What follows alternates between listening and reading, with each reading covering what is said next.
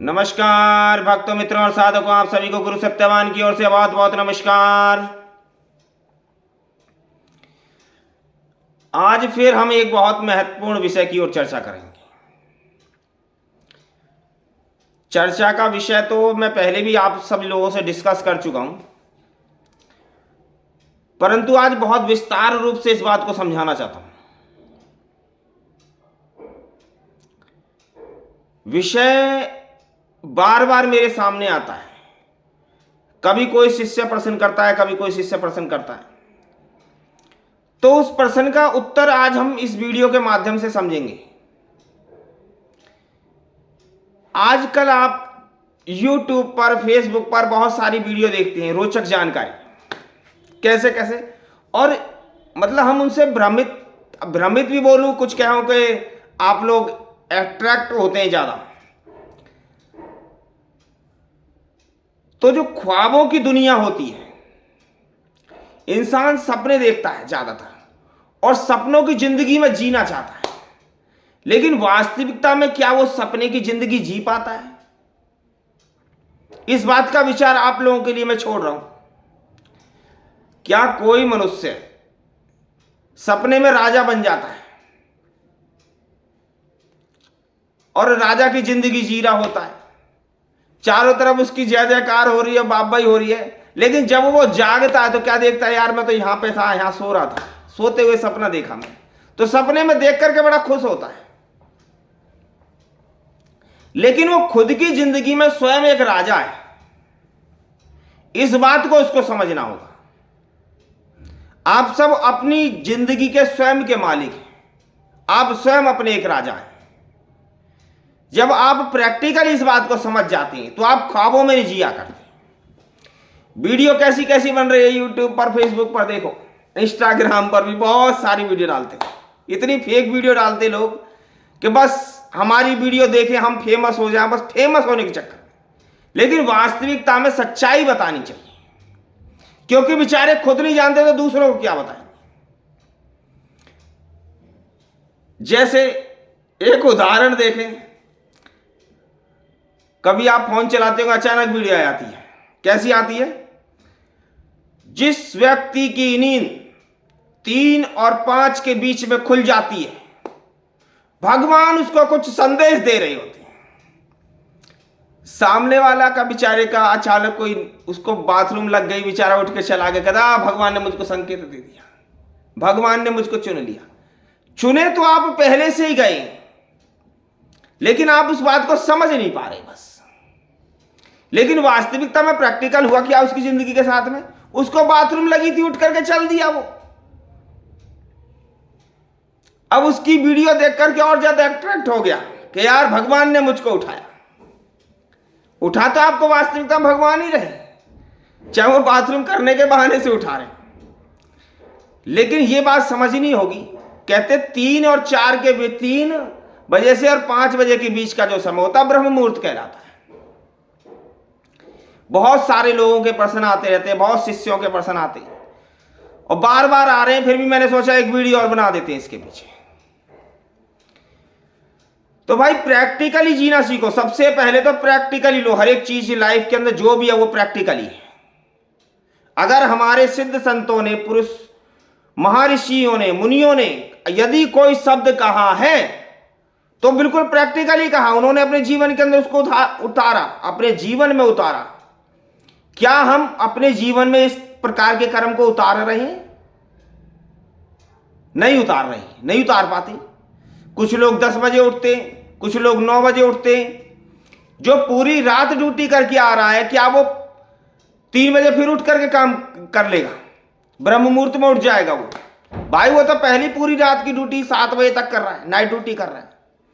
उस बेचारे का ब्रह्म मुहूर्त कहां गया? उसको तो रोजी रोटी खा गई उसके ब्रह्म मुहूर्त को। तो ऐसा व्यक्ति क्या करे? इसका मतलब उसको भगवान ने नहीं चुना, उसके भाग्य में नहीं है ये सब कुछ करना। ऐसा नहीं है, इसको हमें प्रैक्टिकली देखना होगा। ब्रह्म मुहूर्त का अर्थ सबसे पहले समझते हैं। ब्रह्म मुहूर्त किसको कहते हैं? ब्रह्म माने ब्रह्म, परमात्मा, परमेश्वर, हम उनको शिव के रूप में मानते हैं। कोई उनको ब्रह्मा जी के रूप में मानता है, कोई विष्णु जी के रूप में मानता है, कोई उनको लड्डू गोपाल कह देता है। कुछ भी कह लें, वो ब्रह्म है। उनका मुहूर्त, मुहूर्त माने उनका समय, परमात्मा का जो समय है। क्या परमात्मा 3 बजे से और 5 बजे के बीच में ही होंगे? बाकी समय पर परमात्मा नहीं होंगे? परमात्मा तो अभी भी है जब मेरी आप वीडियो देख रहे हैं। उनकी कृपा के कारण ही आप ये वीडियो देख रहे हैं। और परमात्मा उस समय पर भी होंगे जिस समय पर आप ये वीडियो नहीं देख रहे होंगे। तो परमात्मा गए कहां? वो तो सदैव रहते और सदैव रहेंगे। वो समय आपका है, ब्रह्म मुहूर्त अर्थात आपका समय। अब आपका कौन सा समय? जिस समय पर आपको किसी भी प्रकार का कोई हेडेक ना हो, कोई घर का कार्य ना हो, कोई बाहर का कार्य ना हो, कोई पड़ोसी आपसे मिलने ना आ रहा हो, कोई मित्र आपको फोन ना कर रहा हो, ऐसा तो एक समय होगा आपके जीवन के अंदर। वही समय आपके लिए ब्रह्म मुहूर्त है। उसी समय पर आप अपनी पूजा पाठ करें, क्योंकि आवश्यकता आविष्कार की जननी है। जब आप प्रैक्टिकली सब चीजों को करना सीख जाएंगे तो फिर बाहर के आडंबरों में आप नहीं फंसेंगे। किसी की वीडियो आपको अट्रैक्ट नहीं करेगी। ध्यान, समाधि, साधना, त्राटक, नए नए टॉपिक पब्लिक छेड़ती रहती है इनको। क्या कभी उससे आपने ये प्रश्न किया, समझने की कोशिश की? क्या आपको लगता है किसी एक विद्या में पारंगत होना कोई बहुत आसान चीज है? एक विद्या में पारंगत होने के लिए जीवन का बहुत समय खर्च हो जाता है। जब आप साधना के क्षेत्र में हैं तो आपको मालूम चल रहा है कि ये साधनाएं, तपस्याएं कितनी कठिन होती हैं। सामने वाले ने वीडियो डाला और आपने उसको पढ़ा, बोला बहुत अच्छी वीडियो बनी। अच्छी है, परंतु क्या वो प्रैक्टिकली है? एक विद्या में महारत हासिल करने पर साधक का बहुत समय समाप्त हो जाता है। ऐसा नहीं है कि मैंने कह दी मेरे को ये विद्या भी आती है, मेरे को ये भी आता है, मेरे को वो भी आता है, मैं ऐसा भी कर देता हूं, मैं वैसा भी कर देता हूं। झूठ नहीं। किससे झूठ बोलेंगे आप? सबसे पहले तो आप अपने आप से झूठ बोल रहे हैं कि जी मैंने त्राटक में साधना हासिल कर रखी है।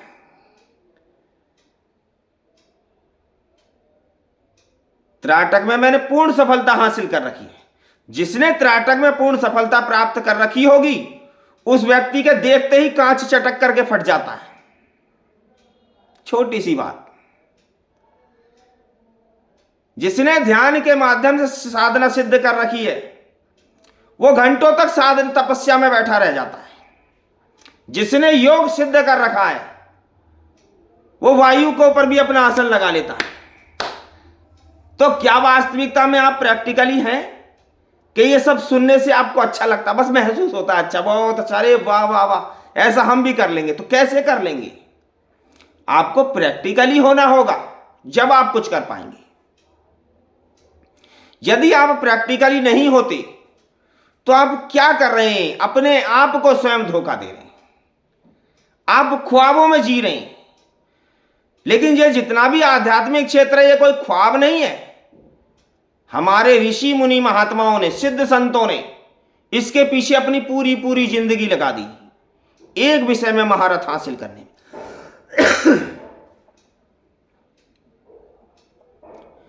कुछ लोग मोहनी सिद्धि करते हैं। इंसान को देखने मात्र से वो मोहित हो जाता है। कुछ साधक लोग मारण सिद्धि करते हैं, मारण कर्म की सिद्धि कर लेते हैं।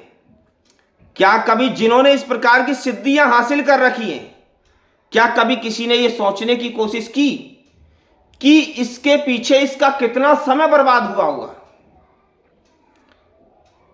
बहुत सारे लोगों ने कर्ण पिशाचिनी की सिद्धियां कर रखी है, बहुत सारे साधकों ने। तो आप जिन्होंने कर्ण पिशाचिनी की सिद्धि कर रखी है,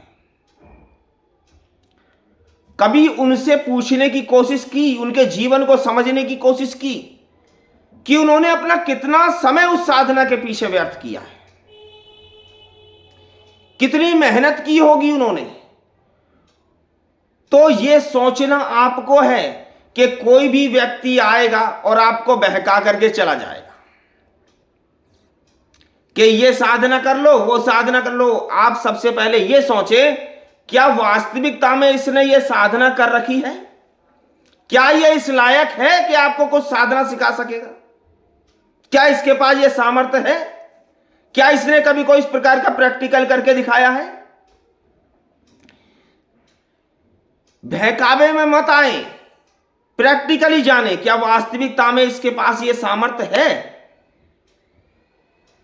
यदि कर्ण पिशाचिनी की साधना करनी, तो किसी कर्ण पिशाच का जो साधक है, जो इस प्रकार की व्याख्यान करता है, जैसे बागेश्वर वाले हो गए, पांडोकर सरकार हो गए, और भी बहुत सारे साधक हैं, ऐसों को गुरु बनाएं, वहां से सीखने की कोशिश करें, क्योंकि वो उस रास्ते से गुजरे हुए।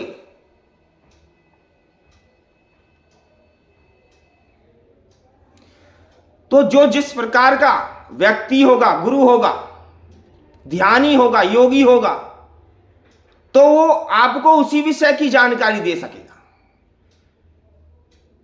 क्योंकि एक विषय में महारत हासिल करने के लिए इंसान को, साधक को बहुत बहुत समय लग जाता है अपने जीवन में से।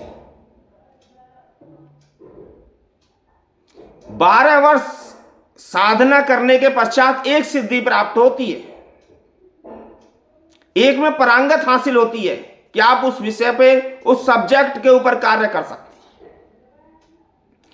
और कोई भी बाहर से आकर के वीडियो बना करके कह देता है कि फलानी साधना करें, ये करें, वो करें, ऐसा करें, वैसा करें, ये चक्कर खोले, वो चक्कर खोले। आपको लग जाता है कि वास्तविकता में इतना सरल है, और आप बहकाए में आ जाते हैं। और फिर सब यूं कहते हैं, आखिरी में जब हार थक जाते तो क्या कहते हैं? यार ये लाइन बेकार है, इसमें कुछ नहीं होता, ये नहीं होता, वो नहीं होता। क्या आपने ये चीज की चेष्टा की कि जिससे आप ये सब कुछ सीखने की कोशिश कर रहे हैं, क्या इसमें वो है सचमुच महारत हासिल कर रखा है? या वो आपको सिर्फ प्रलोभन दे रहा है, बहका रहा है? वास्तविकता में वो आपको नहीं बहका रहा, आप स्वयं अपने आप को धोखा दे रहे हैं। आप समझ नहीं पा रहे, आप प्रैक्टिकली नहीं जी रहे। जब आप प्रैक्टिकली किसी कार्य को करेंगे तो आपको समझ में आएगी कि ये रास्ता जो है इतना सरल नहीं है कि किसी ने कह दिया, लिख दिया कि 5 बजे जागोगे तो ब्रह्म मुहूर्त में आपको ये मिल जाएगा। बहुत सारे लोग जागते हैं, उनसे पूछो तो एक बार, क्या उनको मिल गया? कदापि नहीं मिलेगा। तो ये सब बातें आपको समझानी थी, इसलिए ताकि आप अपने जीवन में कोई गलती ना करें, बहकाए में ना आए, अपने विवेक से सोच समझ के कार्य लें। क्या ये जो गुरु जिनसे सीखने की कोशिश कर रहा हूं, क्या ये सचमुच इसमें विद्या में महारत प्राप्त है इनको? क्या ये वास्तविकता में ऐसे कर सकते हैं? तो प्रैक्टिकली करेंगे, आपके साथ में प्रयोग आपको सिखाएं, करके दिखाएंगे। अब बोले गुरुजी आप तो कर लेते, हमसे क्यों नहीं? तो बेटा वो इसी के लिए तो समय लगेगा। वो